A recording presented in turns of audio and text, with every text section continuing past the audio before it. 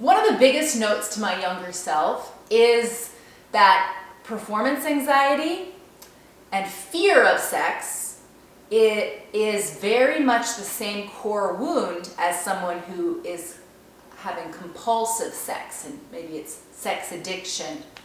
And the reason this was a huge epiphany for me is that I was on the side of performance anxiety, and basically my monologue would go, I'm afraid to have sex, I won't be able to fake it if they can't get me off, I don't want them to feel like I'm inexperienced or bad or letting them down, even though I know that a woman, they don't talk about performance anxiety with women, they tend to talk about it with men, but women experience it too.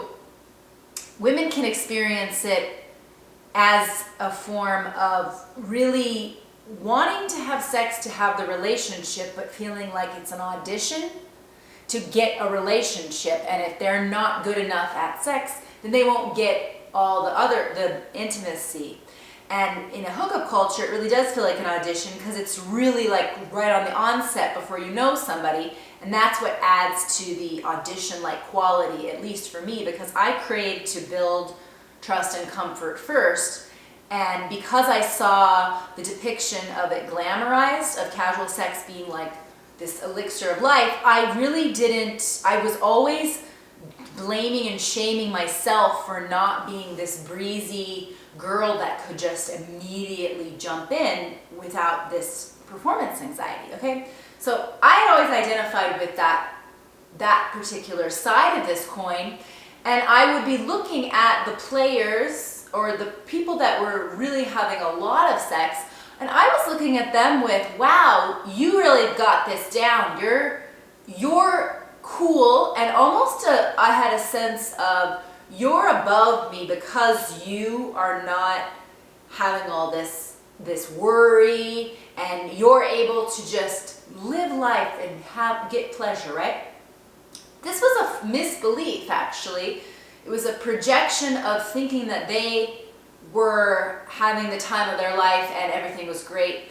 But as I've dated a lot of these kind of polyamorous player types, and what I realized was underneath this mask of being kind of that like hedonistic, easygoing player was they had a lot of them, you know, these are just kind of the basics, the archetypes, but a lot of them had a core wound of wanting to constantly run away from themselves, and there was a sense of kind of compulsiveness to the fact that they need to have sex, and this would be shown not only, they'd often be heavy drinkers and have this compulsive sex. So it was usually those two things were kind of helping me see that, you know, they're not just this perfect image that I'm thinking they are. They're avoiding something, and they almost have a sexual wound of their own, which is, I've got to prove my prowess in order to be cool, and also kind of escape presence by having constant sex, like escape pain by pleasure, and kind of they kind of like to get in that dopamine loop of pleasure, pleasure, pleasure. Just like a gambling addict, it's like they've got to have that dopamine hit of constantly gambling, just like the drinker has to keep taking shots to get to that, I'm going to numb out with this substance or pleasure or activity, right?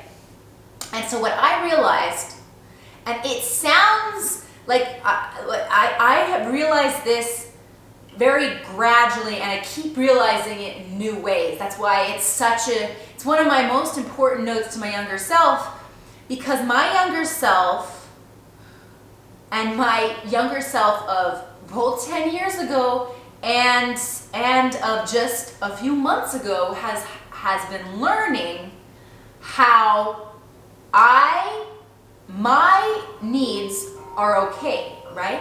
My honoring what I instinctively want. If I want trust and comfort before sex, if I want if I have these fears and I want to bring them up, and whether they're received or not, I have had to learn to honor really what I need and who I am, instead of thinking that this personality, this person, this player type, and it comes in both, whether I'm thinking that's like Samantha from Sex and the City is cool, oh, I want to be breezy like her, or if I see a man who is running around having that player, polyamorous way of life, I'll think, oh, he's really having fun. Like, oh, Lou Bega and Mambo Number 5.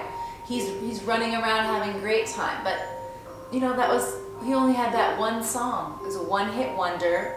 And then by now, he's probably in sex addiction therapy because he's been, chasing and avoiding really himself and presence. So anyway, all of this to say is that I have extreme understanding of this kind of the sexual wound from all these different angles, because I truly see how it plays out, and it's like I see through the masks now, and it took me a while to see that. Like I still fall for a lot of masks and think, oh, this person is confident.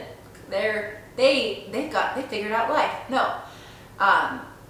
And the core wound of somebody with performance anxiety is they have a low self-worth and are thinking, this person is so above me and I need them to approve of me in this audition in order to get a relationship. And so I'm frozen in the fear of them seeing how self-conscious and scared and vulnerable I am.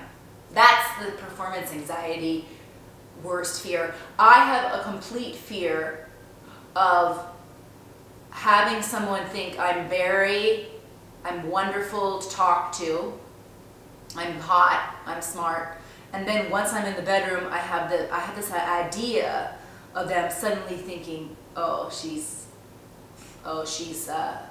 like a dead fish. She's not exciting. She's not present. She's self-conscious, and I don't want to deal with that. So that's the performance anxiety's fear. And especially when you're not somebody that can almost fake it till you make it. Like I don't have an easy time. I don't have that way of turning on that I'm not afraid. Like, I'm not going to be able to fake an orgasm. I want, maybe those things would help me get out of that self-consciousness. But I also have had this idea that, well, the right partner will get me out of it, and the right trust and comfort will get me out of it. I think all of those things are true, but at the end of the day, I've got to stop being so hard on myself and imagining how I appear to others when I have no idea how I'll appear to them. If I act, there's such a projection in being afraid of what someone might think of you, but it's really what you think of you. It's what I think of me. I'm judging myself and imagining someone else is judging me. So I'm self-conscious, judging my self-consciousness, imagining that somebody else is judging my self-consciousness, right? That's the performance anxiety wound, I'd say. I think with men it's the same. It's the thing of thinking that partner is so much higher or on a pedestal that you're idealizing, and they're better than you, so you've got to be ready, and you're putting that pressure on yourself. Extreme pressure, right? And so that's one angle. And the the sex compulsion people, I think that they are at a point where they need to get to the sex part where they're have escaped the self, right? So the person that's self-conscious is caught in the loop of self-conscious neuroticism. The person who is a sex addict is maybe even in that same place, but they know that they can, once they get into the pleasure, once they get into that, they know they'll override self and be in they'll be in that elevated state of consciousness and of pleasure that they won't have to, that voice will be gone. So they're keen to get to that and almost stay in that and over and over and over get in that and live there, right? And so, but what they're doing is they're avoiding the vulnerability and presence of just that before, of just that connecting as a human.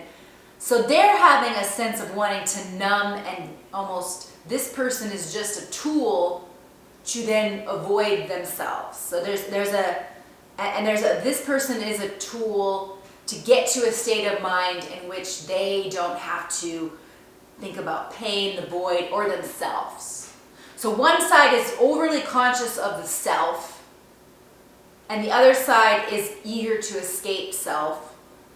And both of them, there's an emptiness because they're both not looking at sex, that like they both have sex as on a pedestal. One of them has a sex on a pedestal as a limit, as something they can't reach, and the other is reaching it over and over, but they don't realize that in their particular form of sex is not deep. It's kind of this. It's really it's really like a loop of dopamine and a loop of drink after drink after drink. It's a binge. It's a binge, and then this person is avoidant or starving, kind of. And both of them don't have a healthy view of sex because they both are in their own way. And it's important to see this because sometimes both of them are avoiding intimacy. This side is thinking that sex will help intimacy and that they might fail at it, but they're almost so afraid they're just having such a fear that's hanging them up from connecting. Because they're not honoring really what they need. They're thinking, I guess I have to be having casual sex. You don't. You can find somebody that wants the same thing as you. Now this side is, and excuse me if I had this side more thorough, because this is the side I identify with more. And this is the side that I have observed, so it's not as thorough for me. But anyway, this side wants to avoid intimacy. They're just on the loop of sex. With this side, I've noticed too, one of the men on this side told me, I have to have sex every day and I don't mean masturbate. And so that means, I'll be on Tinder, I'll be on the apps, I'll be on anything I can. I'll be in the supply, fuel, all the past and present, and people that could go up in my Rolodex. So he's always aware of who he could get, and again, it wasn't thinking at all of sex in terms of, I'm excited to connect to this person. It's like, who can I get it? Who can I get it from?